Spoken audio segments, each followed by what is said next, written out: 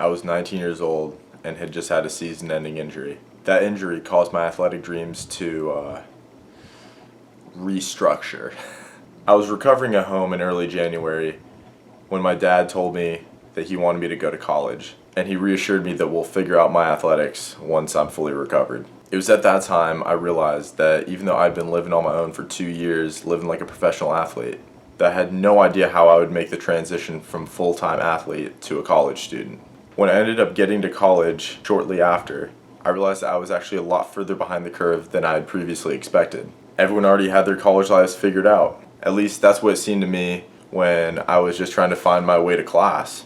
I remember feeling very overwhelmed, yet oddly excited for what was to come. I don't want anyone to feel overwhelmed like I was, so here are a few lessons I learned from my own mistakes.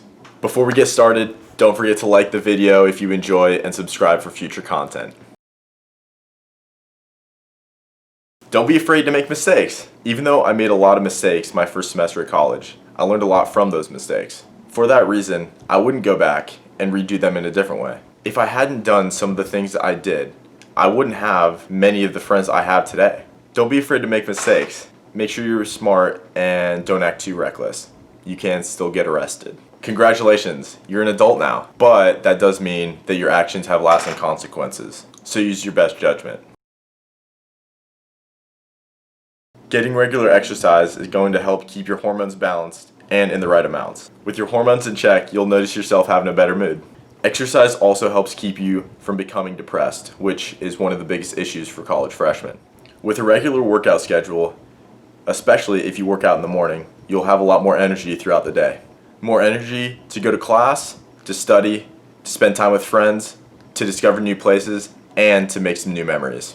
To be able to set your body up, to be able to exercise, you must properly fuel your body. Food and sleep are two of the key parts into fueling your body and for recovery. Proper amounts of sleep for the average 18 to 22-year-old are 7 to 9 hours a night. Any more or any less than that for an extended period of time can cause physiological as well as psychological issues. It's all about staying on the path of discipline. The first time you take a step off that path, it is easy to chase the immediate gratification of weakness and then become lost. Once you do that, it will be very hard to get back to the path. So do yourself a favor and stay on the path in the first place. Along with proper sleep, you also need to eat properly to be able to maintain health and a high energy level. Most of the options that college students are exposed to are heavily processed as well as being filled with sugar and unhealthy fats. These are what you want to stay away from. Don't lie to yourself. Sugar is poison.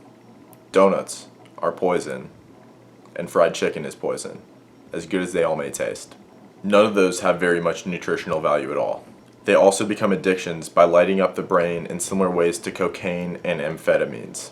Instead, keeping a diet of many different types of fruits, vegetables, lean meats, tree nuts, and healthy fats will keep your body properly fueled and hormones in balance.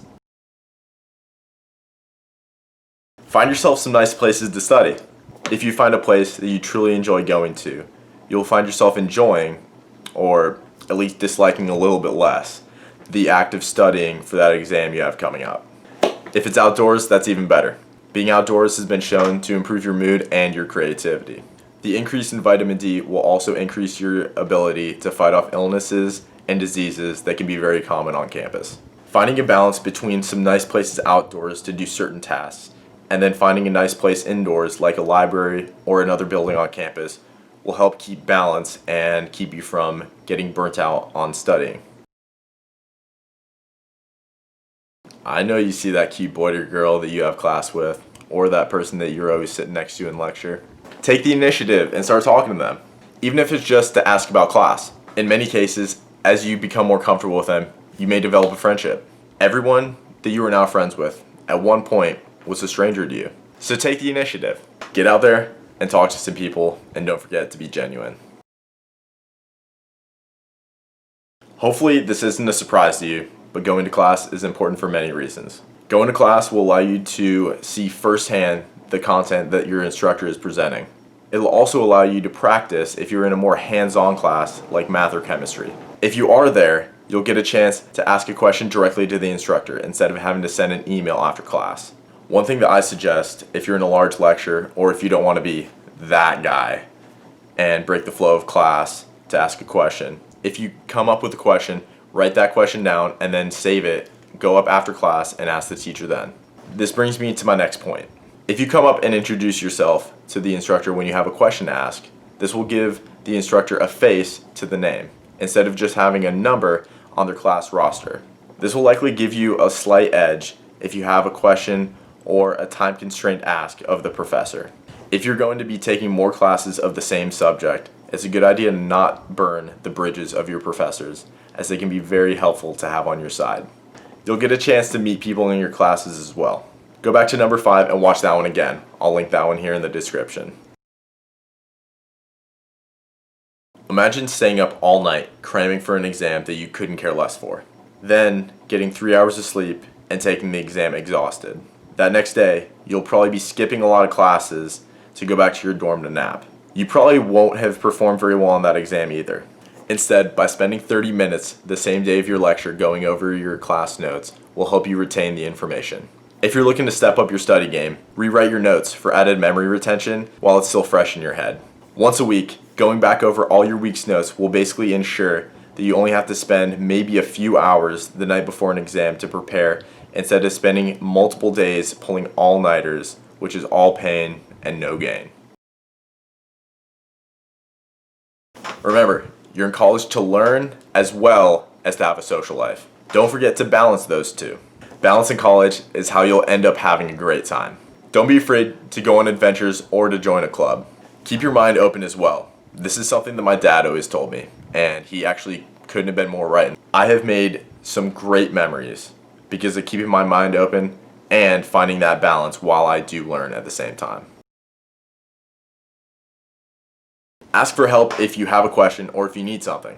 In many ways, college is a team effort between learning, exercising, and socializing. So make sure that you ask for a hand when you need help. Then, when somebody comes to you, make sure you pay it forward. College can be very overwhelming. Make it a little easier on yourself and just check your ego right at the door. Asking questions can also help you meet people. There are some great topics from some books I've read that inspired me to make this video. Discipline Equals Freedom, Field Manual by Jocko Willink. This book is a relatively easy read and it will inspire you as well as give you action plans to become a better version of yourself. The link is down in the description. Knowledge is useless without action. So take action today and utilize this when you head to college. Our mission here at Better One Day at a Time is to give you the tools to improve your life and to do that in a balanced way. We focus on 4 key pillars of a balanced life. Pillar 1, finance, money, and business. Pillar 2, health, fitness, and nutrition. Pillar 3, social skills, relationships, and communication. Pillar 4, mental and emotional strength. Balancing these 4 pillars is the answer to a fulfilling and enjoyable life. We do this to improve your lives and to create a better tomorrow for everybody. Please share our video and our channel with somebody to lend a helping hand. Also, subscribe for future content, as well as like and comment if you found it enjoyable. Don't forget to be better one day at a time, and I will see you all in the next video.